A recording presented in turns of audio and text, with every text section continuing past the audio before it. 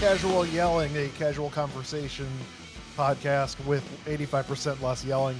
I'm Matt Elfring. Hi, everybody. This week we've got a fun topic to delve into, which I've been wanting to dive into for a while.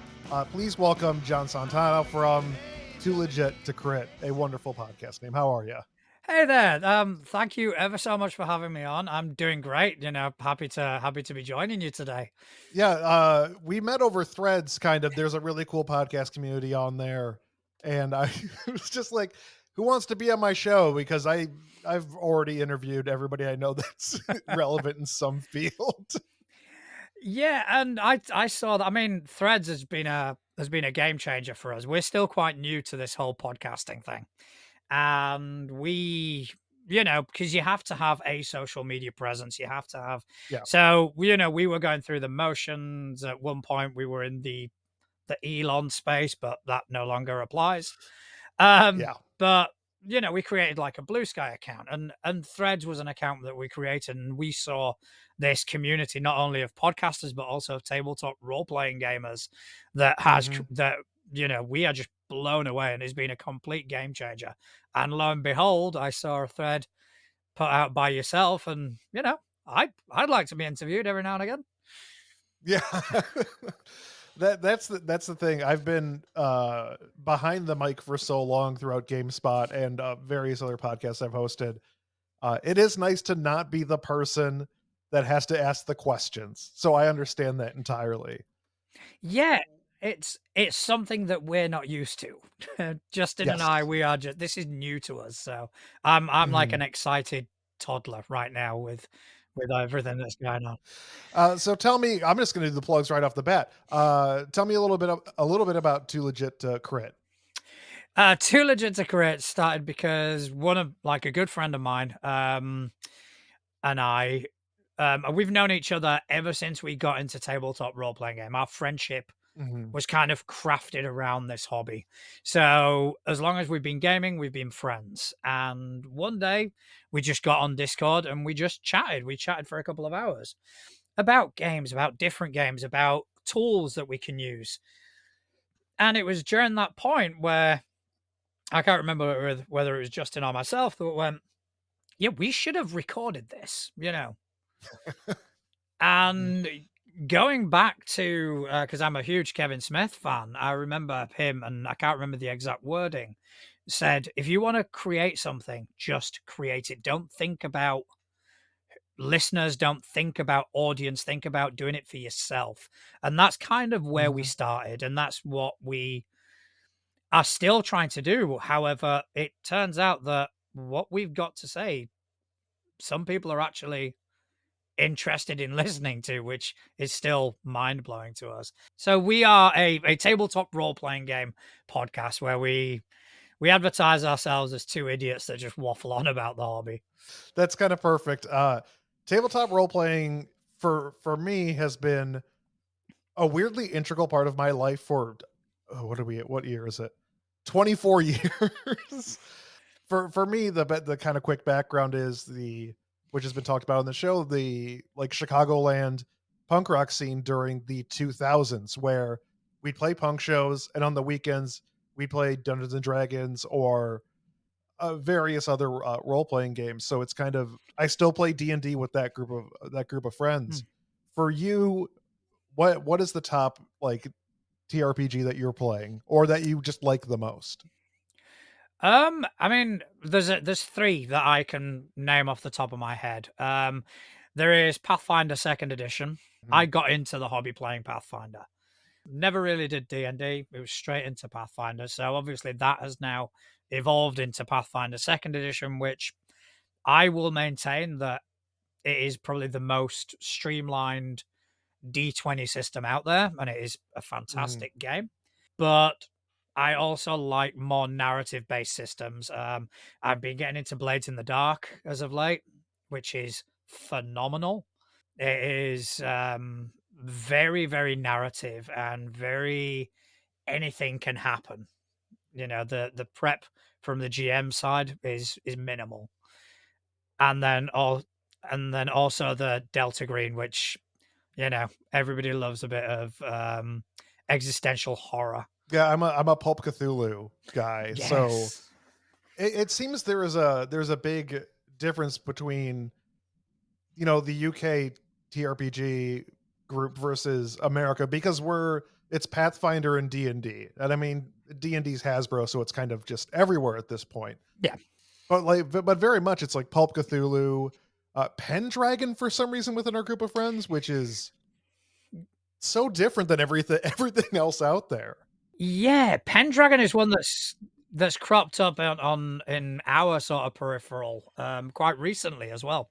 And that's similar. I mean, it's basic role playing Mhm. by Chaosium. So that will have links to Delta Green because Delta Green is kind of based on that as well. So it would be, I mean, I'd be interested in checking it out because I would like to see that rule set applied to of a more like a medieval fantasy setting. But yeah, Pendragon, apparently they're bringing out the sixth edition soon. It's a bonkers game because it's all about creating heirs and passing down lineage and battles. It has a real, like, to me, traveler feel to it, but Hmm. extended years where it's a lot about building your character, passing on that, and character focused creation instead of, I guess, fantasy or story Yeah. creation more than anything else. Are there any games that kind of delve into that for you that you really enjoy?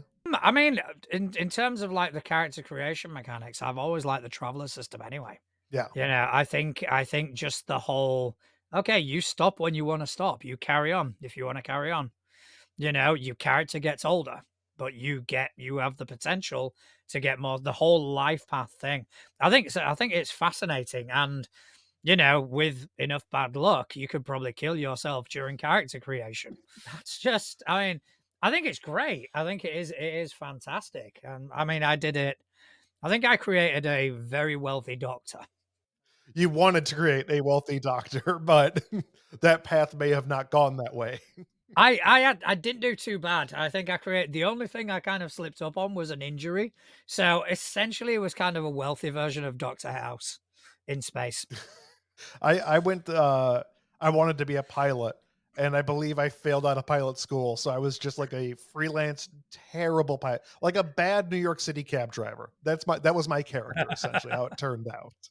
There's definitely a split within the TRPG community as well within kind of following the stories that are provided by books versus homebrewing.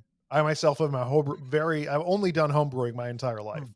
So how about yourself? Is it homebrewing or are you following the narratives that these books are putting out? Well, I mean, Pathfinder. One of the selling points of Pathfinder is the quality of the adventures that they do. They are Mhm, very good. However, I was sold on the myth that running a pre-written adventure was easier, mhm. where I no longer believe that. No, Um, not at all. no, it's harder. You run an AP, you're running when you're trying to memorize and trying to contextualize other people's work, it adds a layer of complication of okay, right, I need to read this and I need to read it again. Whereas in my homebrew campaign, I subscribe to was it Sly Flourish's Lazy Dungeon Master books where I just write notes and the rest of it's improvised. As a DM or GM, which I've done many times, I want my characters to have control over the narrative. I want them to have control of the story. And when you're running pre-written adventures, it's so linear, and I feel like your characters don't really have a real decision in how the story moves.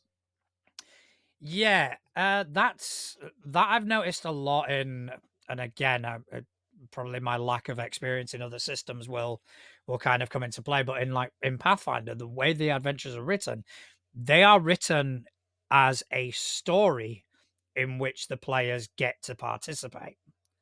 Mhm. If like Delta Green, when you read an operation, it's all pre-written stuff, but there is no path to follow. It is Yeah. literally a dossier of information. You've got this character, he knows this information. And the only thing that resembles a narrative is what's happening behind the scenes. the things that the players can investigate. And I find that a really sort of captivating way of doing it, as opposed to the, I'll call it the Pathfinder way of, this is a story which you can participate, but players don't always do what you expect them to do. Exactly. I feel it's Mario Brothers compared to anything else. I don't like linear paths. And Mm. I know that's not just me. I know new beginners to D&D, beginners to Pathfinder. I think an easier way for them into it and to enjoy it is to play within these pre-written stories. But I feel like people like myself, people like yourself who've been in the game for a while, it feels I don't like that much structure. No, me neither. I do like to go, all right, what are you gonna do now? Yeah, You know, exactly. I kind of, the way I prep, I almost envision it like a bullseye, like a dartboard, as it were, or a Mhm. target. So you've got your various sort of circles going closer and closer. The target, the bullseye, is what the characters are doing in the here and now. The circle around it is what they could potentially do from there. So Mhm. and the closer you are to the bullseye is the heavier you need to prep, is the more content you need. And the further away from it, you can loosen up a bit. Yeah, You know. exactly. I've always found that I have a main storyline I want to tell. Whether or not the players in my group reach that main storyline is kind of up to them. So we've had campaigns where I have this story I'm very excited about, and I hope they get there. And they've completely derailed at some point. And I'm like, you know what? That's just what happens. That's what Mm. happens in life. You have a goal, and sometimes it's just, I don't reach that goal because I went over here to steal gold from a king instead. And now the Yeah. king's after me, essentially. Yeah. I mean, I've got a similar approach. Mine just involves moving goalposts. Yes. Yeah. So I've got a story that I want to tell. I know what the players have to do to get to that point. If they kind of go off the rails, I'll just move the point to them as opposed to Yes. doing it the other way around. I had a little sort of side quest set up in a city while they were doing a lot of traveling, because they were like going from one side of a continent to another. So I'd set up a city with a side quest. Mhm. They walked straight past it. They just, so I was there because we were doing like a hexploration thing. So okay, so you've got this hex. Oh, in this hex, there's this city, and they just went, "No, no, we're going straight past it." So I then got that city, moved it somewhere else, and just basically leveled everything up to when they would get there. And I just reused the same thing. So I just essentially moved the goalpost. You have to do that as a DM at some point. You have to do it constantly. I mean, I feel like if you're running homebrewed campaigns, you constantly have to be on your toes. Like, yes, you have those notebooks that tell you what you want your players to accomplish, but they're going to go off the rails and you Yeah. have to be accepting of that. You can't get mad about it because you want the players to have fun. At the end of the day, you don't want them being frustrated. Yeah. Yeah. Exactly. I mean, you have to give them a sense of consequence. Yes. They are in a city, the city is facing a risk, whatever that risk could be, and they decide to do something else. Well, then the bad guy's agenda is going to carry on. They're not going to stop. So when the heroes actually do turn around and kind of go, "What happened here?" You know, well, we told you about this, but you decided to go another way. This has still happened. And I do like to play a lot with that in my games, where I like to remind the players that the world keeps turning, whether they Mhm. interact with it or not. Like, you had a chance to go into this city and stop something horrible from happening, but you chose to go into the woods and camp. Guess what? The horrible thing has now happened. So now you have to deal with that. Yeah, you've got to deal with the fallout. I mean, Exactly. the start of this homebrew campaign that I'm running now. Well, I say the start. It was We ran a pre-written module, and then after that, it was our first time playing second edition. We all enjoyed it and said, "Let's carry it on." So that's where Mhm. I began to homebrew. They found a MacGuffin. They were in a city. The bad guys wanted said MacGuffin, attacked the city, and the players, the characters had to escape and they had to move on. So one of the players was actually, while we were playing, he was saying he was torn. Said, "Do I just throw them this thing? Just give them what they want, and then we'll leave and whatever." And his question to me was, "Would I have derailed the campaign?" And my answer was, "No. You would have changed the direction of the campaign, Mhm. but you wouldn't have derailed a thing. You would have been recovering the end of the world, as it were." But now you're living in a hellscape apocalypse, Yeah. so So good luck. yeah. As far as systems go, I mean, the most popular is D20, obviously through Hmm. Pathfinder and D&D.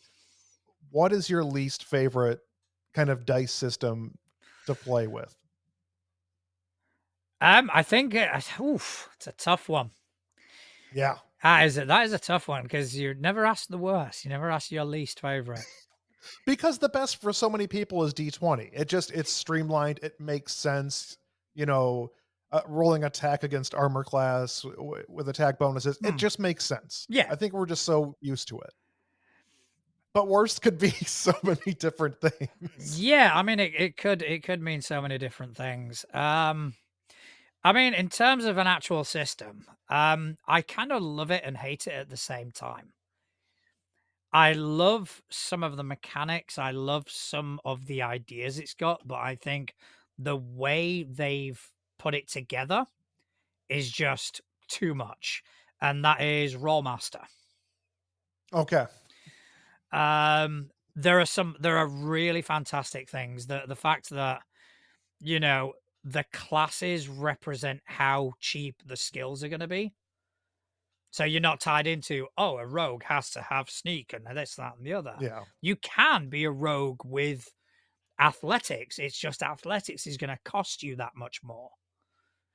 So that idea, absolutely love it. The insane fumbles, I've got stories to tell for years because of those. But I didn't like the fact that the characters are so fragile, and yet at the same time they're so complex to build. Yeah.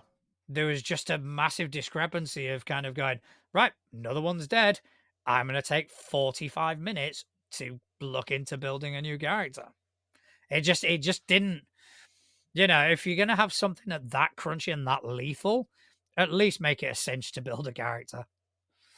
Yeah, that's kinda how I feel in a sense about Pulp So yeah, Cthulhu. that's the yeah. Yeah, because it's a D100 system essentially. Uh, and your characters die off so easily because you're constantly there's the threat of tentacle monsters from space constantly trying to kill you. Yeah. But I feel like 'cause the builds take forever, and that's why I always have a backup. Any game I'm playing, I have a backup character just in case, but I feel like Pathfinder and D&D, it's such a rare chance your character is going to die. And that's what I kind of don't like about those systems in a sense, especially when it was Thaco. When it was Thaco, go to hell. Thaco is the worst. I avoided the Thaco ordeal, so I'm happy with that. Yeah, it's just angering. It's all charts, which is cool. That's fine that it's all charts. But the way to attack against armor class and just nothing made sense to me. It Yeah. didn't click. It was dumb. You've never played Thaco though. I remember you stating that you've No. never touched it. Never touched Thaco. I've Yeah. always been I've always been curious, and I've got a few friends in the hobby which do remember it. Oddly, some Mhm. of them remember it fondly. That's kind of what I don't get. That's rose-colored glasses. That's what that is. Yeah. Oh, back in my day, we used to walk 7 miles to school in the snow and play Thaco. It was such a great childhood. It wasn't. we, Have you we, ever messed with was it Empire of Age? Oh, hold on, let me look at. Edge of the Empire. The Star Wars gaming, Is I is think it that was Fantasy Flight that did it. is that the Fate system? Because I know Star Wars did have a couple of Fate based systems. I don't know I if don't Age of Empire is. Age of Empire. No, it's it's the a video game. D6 system. Like Oh, D6. it's so weird because you have to use specialty dice, which I hate the idea of specialty dice that you can only use in one game. But it's like it's all based on you rolling like 66s and you hit or you miss or nothing. So it's which makes sense if you're a stormtrooper, but if you're a hero character, you should be able to hit more often than not hit. But everybody's kind of on the same level, so it just Hmm. doesn't mesh with that universe. I've never really tried. I mean, I've never played it. Another one that I'm kind of really reluctant to try is Savage. What's it called? Savage Worlds. Yeah, Okay, Savage vaguely World. familiar. Savage Worlds. Mostly because I don't like the card system for initiative. It's just why I don't see the necessity for it, and I know Mhm. I'm probably shunning a lot of our listeners now, but yeah, it's sorry, it's just not something I can gel with. The amount of listeners that to this show that play TRPGs is going to be maybe 10%. So you're not really alienating anybody at this point. It's one person who might be mad about that until you explain like secondary stuff on top of the books you're already buying is complete bullshit. You shouldn't be playing those systems, in my opinion. It's also like I think you brought it up before. It's also the oh specialty dice. It's like why can't I just use a D6? I've got You the already bot. own those dice. I've got Monopoly. I can grab a D6 from there. Why do I need to Exactly. buy the ones with your little logo on for $20? Like, D&D tried to grab so many people with that where like crit hit was like the D&D logo. And having as someone who worked with Wizards of the Coast for a very long time and got numerous dice sets from them, they would always be recommending to like when I was doing journalism, like when you write things up, mention the dice. And I'm like, the dice are okay, they're fine.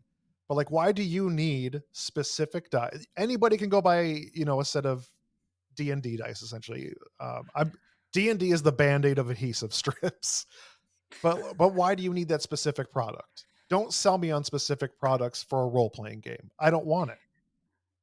I mean, I do kind of, I appreciate a company. I mean, don't get me wrong, I'm not a fan of Wizards, and I think my listeners would are tired of me whining about them. But anyway, beside the point. Let's say D&D, let's say Pathfinder, let's say Paizo or Wizards. I don't mind a company kind of going, these are our product. These are our branded Mhm. products. You know, you feel free to buy them. If you want to buy Paizo dice, buy them. If you want to buy Wizards dice with the and logo, great. It's the why push them? That's what I don't Yes. understand. I Same. mean, I'm sorry, but Hasbro are not gonna not meet quota because people haven't bought dice. If you tell me the books are not selling, fair enough, but oh no, no, we've got to lay people off because dice aren't selling. Come on. I again, as someone that worked closely with Wizards of the Coast, and I sat in so many, like, Hasbro meetings as they discuss upcoming books and all that, to me, it's like, why are you all putting out so much content so quickly? Ravenloft comes out, and then another quarter, the next quarter they're releasing another book. It's like you don't need to release 4 books to 6 books a year. Like let the people who love the game take it in. Maybe release 1 to 2 books a year. I'm fine with that. But I feel like when you're quarterly releasing books, like no one can keep up with this. No one. No, it's like the law of diminishing returns. Exactly. It's Exactly. I cannot like Pathfinder. If I even because I'm running an adventure path now, it's a 3 book adventure path, which is half the usual size. Mhm. We've been going year and a half, 2 years now.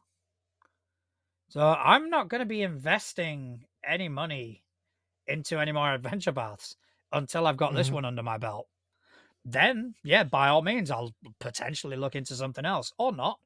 But I'm not, Pathfinder. I think Paizo release one every 3 months or 6 months, and Yeah. again, it has to be the law of diminishing returns.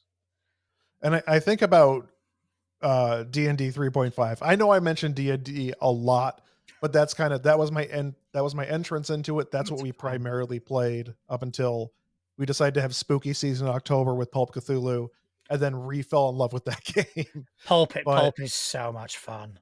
I don't have bad things to say about it. Like once you get used to that system, Hmm. I love the fact that your character essentially levels up every session instead of like the DM waiting to say, because we never do XP, we do milestones. Yeah, But, when the DM's like, "Well, it's been a month and a half, I guess you can level up." And it's like, that doesn't make sense. With Pulp yeah, Cthulhu, it's like, I use this skill, I did it correctly, I can have the chance to get better at it at the end of the session. yeah. That makes more sense. Yeah, I mean, like some of the like Delta Green, you level up. Well, you don't level up, you don't have levels. But Yes. if you fail a skill at the end of the session, you can improve because you improve with failure. Yes. I like that as well. Yeah, I mean Both it's of those systems. yeah, I just think it gives a more tangible feel to what you're Yes. doing as opposed to, oh, I was level 6, now I'm level 7. Wow, I suddenly speak Draconic, which I've never spoken before in my life. Yes. No classes whatsoever. All of a sudden, I can go speak to a dragon. It's like there's a I magically learned how to cleave. I don't know. Today I know how to do that. there was one in Pathfinder that really used to annoy me, and I can't remember what it was. Power attack in Pathfinder First Edition. It's like, Mhm. so you have actually had to take special training to hit harder. It just I do appreciate the suspension of disbelief, but it gets to a point where it's a bit too much. Mhm. So Mhm. yeah, Pulp Cthulhu I love. I think it's a great system. And I'm glad you guys are playing. I'm glad you guys are enjoying it. Yeah, it was a game we played when we were younger, and I say younger, but we were mid-20s. Uh, but I think you get to a point with fantasy adventures where I'm tired of playing as, big guy with sword. I'm tired of, "Oh, dragon, we must fight." You want something different. You want variety. Yeah. And when you're playing Pathfinder and D&D, which are Pathfinder's a better game, but they're both in the same realm. Yeah. I feel like you just want something different, and I'd say throughout the 2000s up until 2024 we're at, I guess. There's been a lot of variety. There's been a lot of new games. Then there's also like just a booming indie market. Is there something from that indie market that you've really gravitated towards? We part of like this community that's grown on threads. It one of the great things about it is that we have been given the opportunity to meet these designers, to meet these people Yes. that are bringing out these games into the world. And once we started getting, like back and forth with them, we started featuring them on the show. So each episode will take two, whether it's a game designer, whether it's a other creative in the space, if a Mhm. dice creator or some, we will spend 10-15 minutes and we will focus on these people and their products and try and plug them. And we have now, because of that, we are starting a second show, which is due to air from April. We're going to call it the Crit List, where Justin and I invite these designers onto the show to run us through a one shot of these games.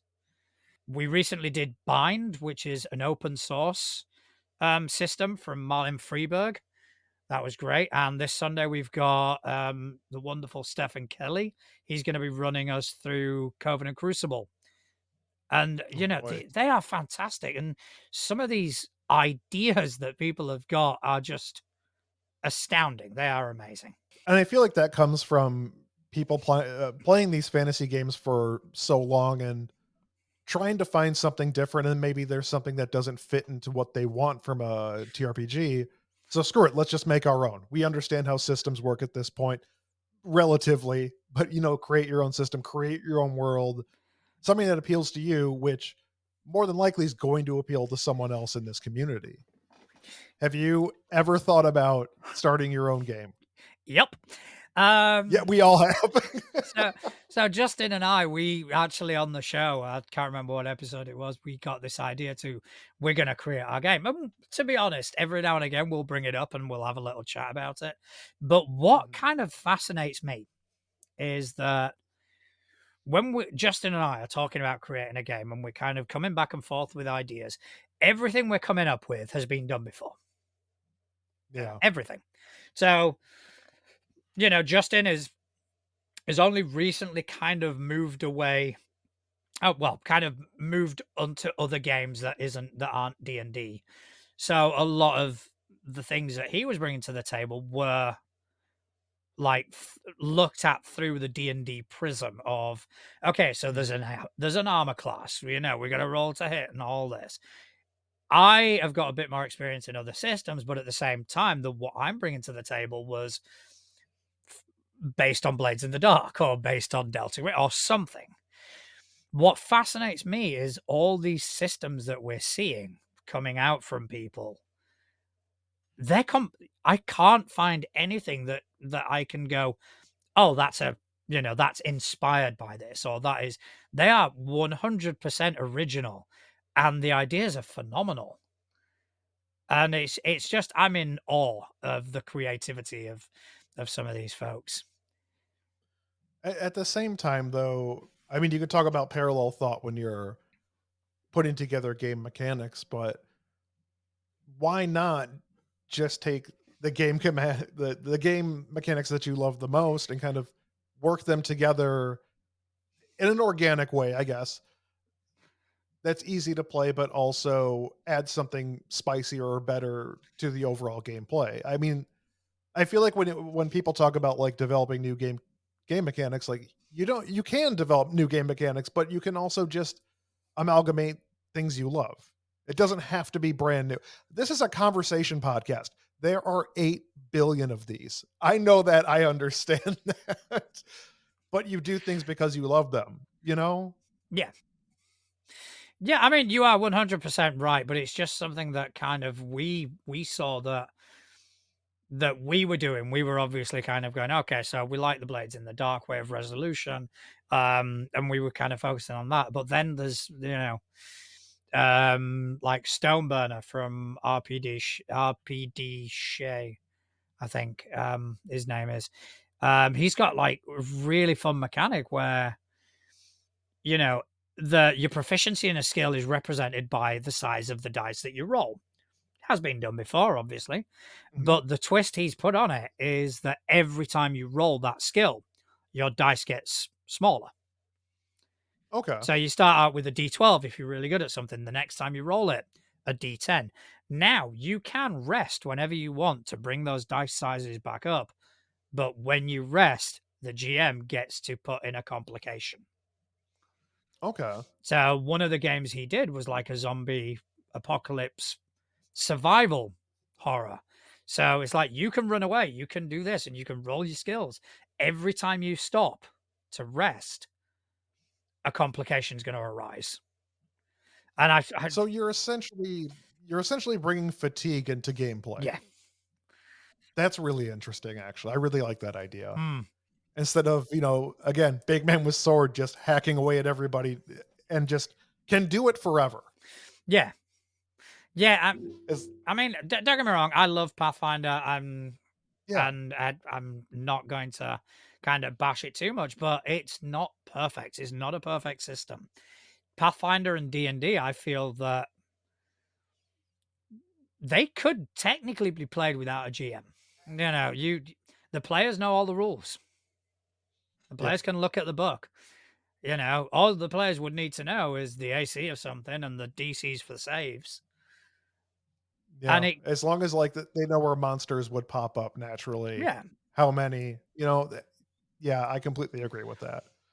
So it does, as if you're a forever GM like me, you do get to the point playing Pathfinder where it's like, Right, okay, let's do another game. Yeah. Whereas Yeah. in like the other systems like Delta Green and Blades in the Dark, everything's new, everything's fresh. You're forever GM. Don't you ever want to actually play as a player? I do, and I have actually recently started. Our our friend and frequent collaborator, Couch, he has recently started running a Fabula Ultima campaign, Mhm. which is an amazing system. It is, if you're into Japanese like JRPGs, that is the system for you. Very based on Okay. Final Fantasy, based in Fable, and you get the feel. You get that feel as you're playing it. So I am now a player, and I'm trying to be as annoying as possible. Good, good. My next question was actually gonna be, are you a serious player, or are you just there to have fun and sometimes play the be the wild card character? I am quite chaotic in nature, so that does shine through. I but even that even comes out as a GM as well. Yeah. You know, I don't really enjoy my games being overly serious. Yes. You know, I like to be able to switch at the drop of a dime. Of, oh, we're having fun, we're poking fun at an NPC. Then all of a sudden, a minutes later, it's like, now you need to focus. Now you need to Yeah. take this seriously. If not, bad things are going to happen. Um, Yeah. as a player, I'm similar, where I'll be the first to crack a joke. I'll be the first to, say the thing that's going to annoy the NPC as much as possible. But when you're up against the wall, I'm also the first player to kind of go, all right, let's be serious. Let's think about what I'm doing. Mhm. Let's make tactical choices. I've played with maybe or 2 or 3 people that take the game very seriously, and, all 3 times they've quit the group because I feel if you take fantasy and all that too seriously, you ruin the fun of those games. Yeah, There has to be some sort of weird comedic element because you're playing as a person that casts magic. This person's playing as a sneaky rogue. This person's playing as a paladin, and they're all magically grouped up together. Like it's all silly to me, but wonderful at the same time. it's like if you kind of have a look at your traditional sort of storytelling. Mhm, If everything is dark and somber and serious, how do you tell those moments apart? How do you create the story beats if everything is the same tone? Whereas in these games, it has to be the same. You have to have the levity.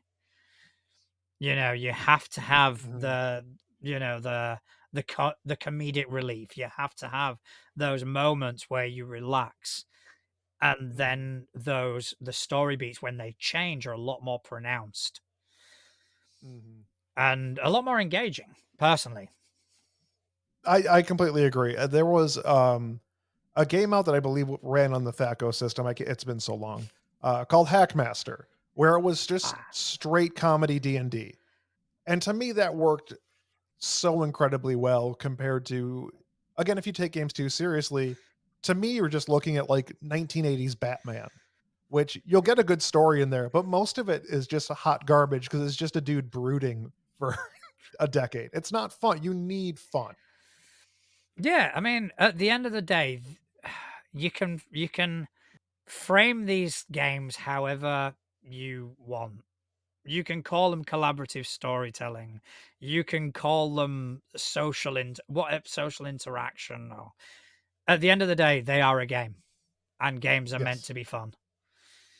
exactly. And if you are the sort of person who's around a table trying to stifle other people's fun for your own enjoyment, then I think it's time to find another table, one that would be more appropriate to you. You don't want a sociopathic DM. No, I mean, Here's what I'm going to put you through this week. Ugh. I mean, don't get me wrong. I've been called a sociopathic DM. Oh no.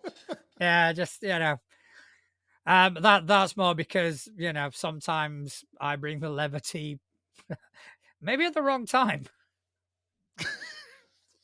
No, I remember one I did, and yeah, this one it was an uproar. 2 players in the campaign. This was when we were playing Rune Lords. Their characters developed a bond, like they were like best friends as characters, Mhm. and one of them died. And after the combat, they went to the sort of healing, and one of them said, "Oh, is anyone down?" And my response was, "Well, Constantine's down a friend." Yeah, that was probably not the best time. I would agree with that was a great time. I thought it was funny, personally. I thought it was a really fun joke. Didn't, it wasn't as appreciated by 2 people at the table, but, you know, Can you mark off on your character sheet, allies, take Constantine off, just cross just, person out. I've got some Tipex here. Just white it out. It's fine. Yeah, just forget about it, just go through all 7 stages of grief right now and just move forward with your character.